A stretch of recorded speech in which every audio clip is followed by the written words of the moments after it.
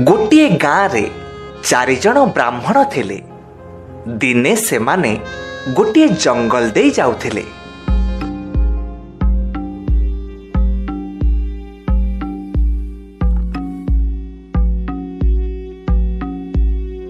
किछि बाट जाउ जाउ सेमाने गोटे आश्रम देखिले। सेही आश्रम रे रहुथिले जोगी भैरवानंद। 4 ब्राह्मण सेही आश्रम पाखको गले एवं जोगी को प्रणाम कले। जोगी महाराज ब्राह्मण मानंकु देखि पचारिले, तुमे माने किए? एठिकी आसिबार उद्देश्य कौन? महाराज, आमे आपणक दिव्य ज्ञान विषय अनेक शुणिछु, हेले केबे दर्शन करि नथिलु। आज स्वचक्षुरे दर्शन करी आमे धन्य हेलु। महाराज, कोन आमको किछि चमत्कार देखै परिबे? जोगी तांक जोग बଳରେ जानि पारिले एमानंकर कोनोसी मंद उद्देश्य नाही। एमाने साधारण लोक। तेणु जोगी से 4 ब्राह्मण को किछि साहाय्य करिबाकु चाहिले एवं आश्रम भीतर को गले। 4टी कोदाळ आनी 4 ब्राह्मण को गोटे गोटे करी धरई देले।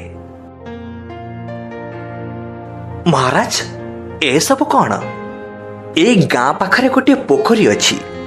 पोखरी को लागी गोटे बड़ गछटे अछि।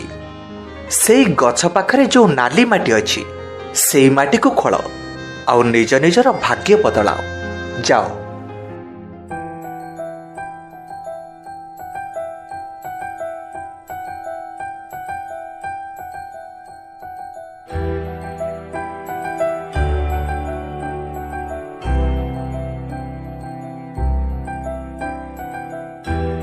तापरे ब्राह्मण माने जोगी ठारू विदाय नहीं से गछ पाखरे आसी पहुंचिले।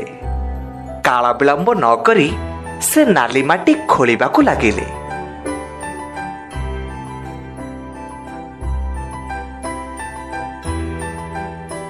किछि समय रे प्रथम ब्राह्मण को किछि तंबा पत्थर मिलिला। देखो देखो, अरे देखो, ये सब तंबा पत्थर। चलो आमे समस्ते आकु समान भागरे बांटी की नहीं जिबा। अरे आमको सुना दरकार, आउ जेते बेले जाय सुना मिलिनी आमे खोलिबु। तोर जदी जिबार अछि जा, हेले आमे सुना न नै की घर को जिबुनी। हां। प्रथम ब्राह्मण जहा जेतिकी पाइला सेतिकी रे संतुष्ट थिला।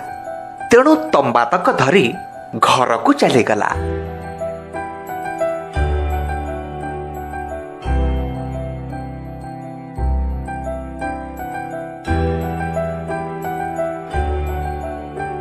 तापरे द्वितीय ब्राह्मण को किछि चांदीर पत्थर मिलिला। ए देख देख, ये चांदी पत्थर। मु बहुत भाग्यशाली। चलो एथर आमे आकु निज निज भीतर बांटी नबा। बोधे जोगी महाराज एई मूल्यवान द्रव्य कथा कहूथिले। अरे आमको ए जाय सुना मिलिनी, आमको आहुरी खोलिया को पड़िबो। तू जदी जिबा कथा जा। द्वितीय ब्राह्मण ता प्राप्ति रे प्रसन्न थिला। से चांदी पत्थर गुड़ी को धरी घर को चली गला।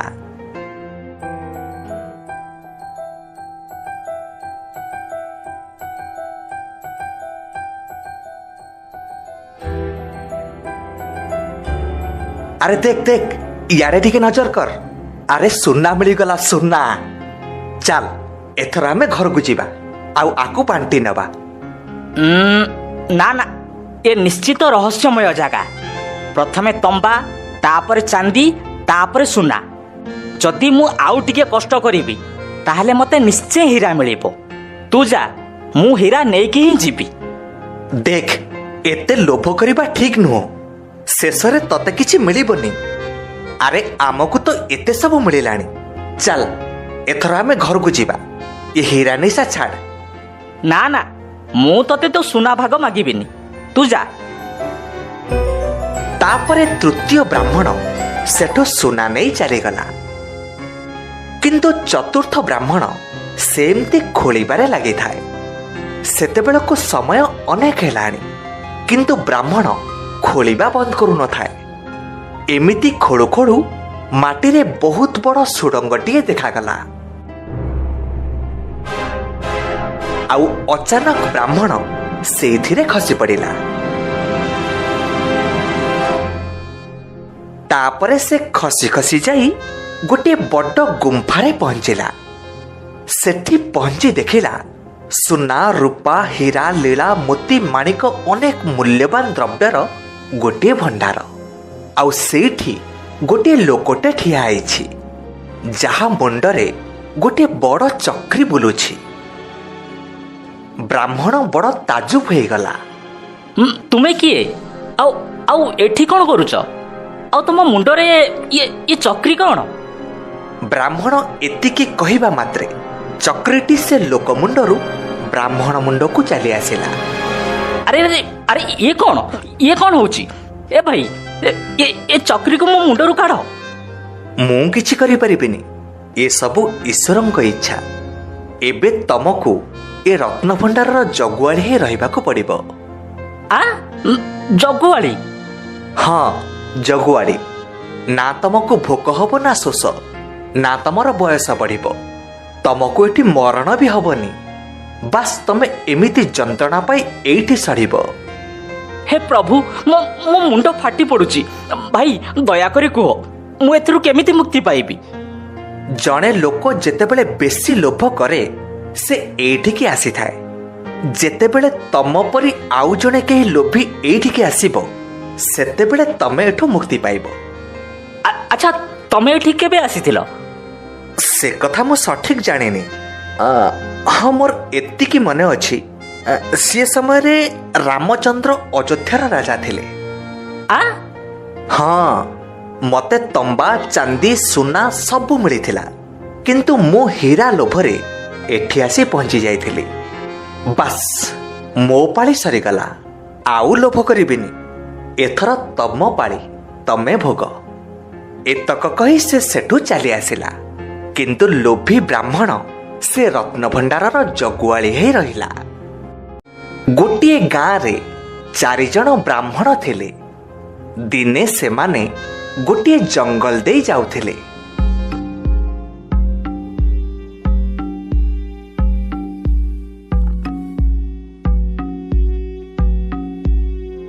କିଛି ବାଟ ଯାଉ ଯାଉ ସେମାନେ ଗୋଟିଏ ଆଶ୍ରମ ଦେଖିଲେ।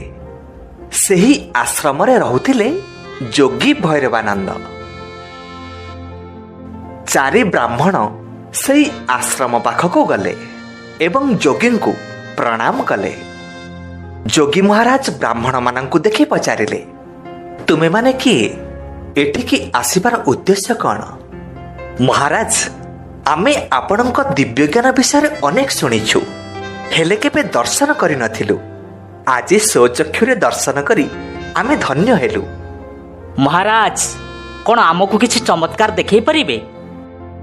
ଯୋଗୀ ତାଙ୍କ ଯୋଗ ବଳରେ ଜାଣିପାରିଲେ ଏମାନଙ୍କର କୌଣସି ମନ୍ଦ ଉଦ୍ଦେଶ୍ୟ ନାହିଁ। ଏମାନେ ସାଧାରଣ ଲୋକ।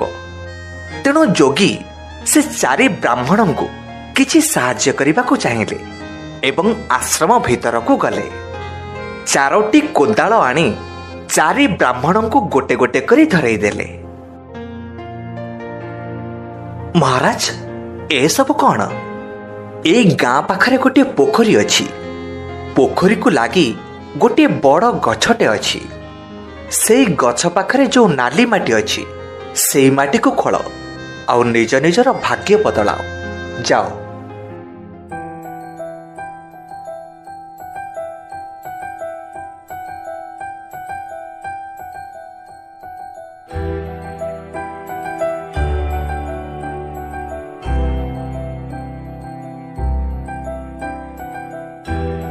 ତାପରେ ବ୍ରାହ୍ମଣମାନେ ଯୋଗୀଙ୍କ ଠାରୁ ବିଦାୟ ନେଇ ସେଇ ଗଛ ପାଖରେ ଆସି ପହଞ୍ଚିଲେ।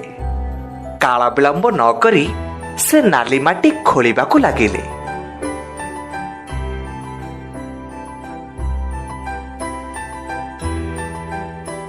କିଛି ସମୟରେ ପ୍ରଥମ ବ୍ରାହ୍ମଣକୁ କିଛି ତମ୍ବା ପଥର ମିଳିଲା। ଦେଖ ଦେଖ, ଆରେ ଦେଖ, ଏସବୁ ତମ୍ବା ପଥର।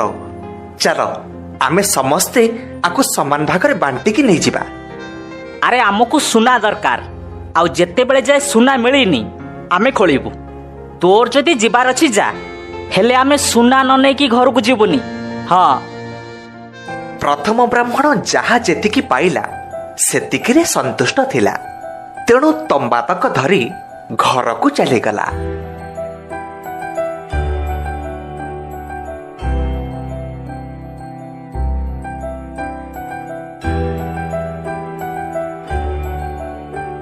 ତାପରେ ଦ୍ୱିତୀୟ ବ୍ରାହ୍ମଣଙ୍କୁ କିଛି ଚାନ୍ଦିର ପଥର ମିଳିଲା। ଏ ଏ ଏ, ଦେଖ ଦେଖ, ଏ ଚାନ୍ଦି ପଥର। ମୁଁ ବହୁତ ଭାଗ୍ୟଶାଳୀ। ଚାଲ ଏଥର ଆମେ ଆକୁ ନିଜ ନିଜ ଭିତରେ ବାଣ୍ଟି ନେବା। ବୋଧେ ଯୋଗୀ ମହାରାଜ ଏଇ ମୂଲ୍ୟବାନ ଦ୍ରବ୍ୟ କଥା କହୁଥିଲେ। ଆରେ ଆମକୁ ଏଯାଏ ସୁନା ମିଳିନି, ଆମକୁ ଆହୁରି ଖୋଳିବାକୁ ପଡ଼ିବ। ତୁ ଯଦି ଯିବା କଥା ଯା। ଦ୍ୱିତୀୟ ବ୍ରାହ୍ମଣ ତା ପ୍ରାପ୍ତିରେ ପ୍ରସନ୍ନ ଥିଲା। ସେ ଚାନ୍ଦି ପଥର ଗୁଡ଼ିକୁ ଧରି ଘରକୁ ଚାଲିଗଲା।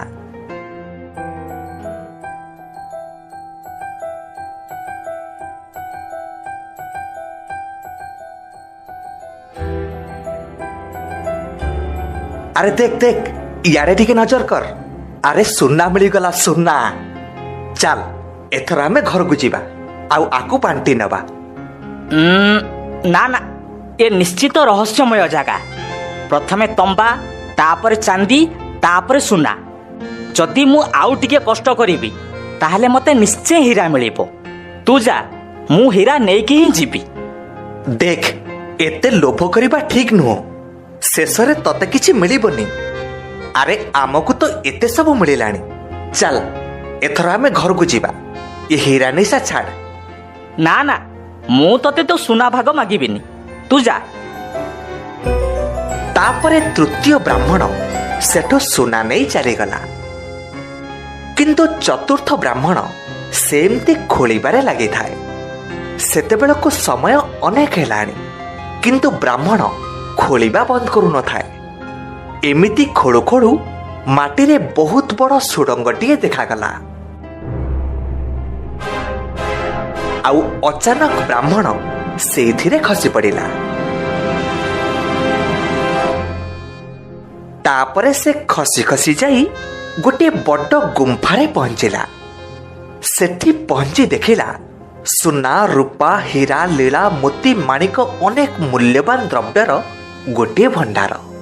ଆଉ ସେଇଠି ଗୋଟିଏ ଲୋକଟେ ଠିଆ ହେଇଛି, ଯାହା ମୁଣ୍ଡରେ ଗୋଟିଏ ବଡ଼ ଚକ୍ରି ବୁଲୁଛି। ବ୍ରାହ୍ମଣ ବଡ଼ ତାଜୁବ ହେଇଗଲା। ତୁମେ କିଏ? ଆଉ ଆଉ ଏଠି କ'ଣ କରୁଛ? ଆଉ ତମ ମୁଣ୍ଡରେ ଇଏ ଚକ୍ରି କ'ଣ? ବ୍ରାହ୍ମଣ ଏତିକି କହିବା ମାତ୍ରେ ଚକ୍ରିଟି ସେ ଲୋକ ମୁଣ୍ଡରୁ ବ୍ରାହ୍ମଣ ମୁଣ୍ଡକୁ ଚାଲି ଆସିଲା। ଆରେ ଆରେ ଆରେ, ଇଏ କ'ଣ ହଉଛି? ଏ ଭାଇ, ଏ ଚକ୍ରିକୁ ମୋ ମୁଣ୍ଡରୁ କାଢ଼। ମୁଁ କିଛି କରିପାରିବିନି, ଏସବୁ ଈଶ୍ୱରଙ୍କ ଇଚ୍ଛା। ଏବେ ତମକୁ ଏ ରତ୍ନଭଣ୍ଡାରର ଜଗୁଆଳି ହିଁ ରହିବାକୁ ପଡ଼ିବ। ଜଗୁଆଳି? ହଁ, ଜଗୁଆଳି। ନା ତମକୁ ଭୋକ ହବ, ନା ଶୋଷ, ନା ତମର ବୟସ ବଢ଼ିବ। ତମକୁ ଏଠି ମରଣ ବି ହବନି। ବାସ୍ ତମେ ଏମିତି ଯନ୍ତ୍ରଣା ପାଇ ଏଇଠି ସଢ଼ିବ। ହେ ପ୍ରଭୁ, ମୋ ମୁଣ୍ଡ ଫାଟି ପଡ଼ୁଛି। ଭାଇ ଦୟାକରି କୁହ, ମୁଁ ଏଥିରୁ କେମିତି ମୁକ୍ତି ପାଇବି? ଜଣେ ଲୋକ ଯେତେବେଳେ ବେଶୀ ଲୋଭ କରେ ସେ ଏଇଠିକି ଆସିଥାଏ। ଯେତେବେଳେ ତମ ପରି ଆଉ ଜଣେ କେହି ଲୋଭୀ ଏଇଠିକି ଆସିବ, ସେତେବେଳେ ତମେ ଏଠୁ ମୁକ୍ତି ପାଇବ। ଆଚ୍ଛା, ତମେ ଏଠି କେବେ ଆସିଥିଲ? ସେ କଥା ମୁଁ ସଠିକ ଜାଣିନି। ହଁ, ମୋର ଏତିକି ମନେ ଅଛି, ସେ ସମୟରେ ରାମଚନ୍ଦ୍ର ଅଯୋଧ୍ୟାର ରାଜା ଥିଲେ। ହଁ, ମତେ ତମ୍ବା, ଚାନ୍ଦି, ସୁନା ସବୁ ମିଳିଥିଲା, କିନ୍ତୁ ମୁଁ ହୀରା ଲୋଭରେ ଏଠି ଆସି ପହଞ୍ଚି ଯାଇଥିଲି। ବାସ୍, ମୋ ପାଳି ସରିଗଲା। ଆଉ ଲୋଭ କରିବିନି। ଏଥର ତମ ପାଳି, ତମେ ଭୋଗ। ଏତକ କହି ସେ ସେଠୁ ଚାଲି ଆସିଲା। କିନ୍ତୁ ଲୋଭୀ ବ୍ରାହ୍ମଣ ସେ ରତ୍ନଭଣ୍ଡାରର ଜଗୁଆଳି ହେଇ ରହିଲା।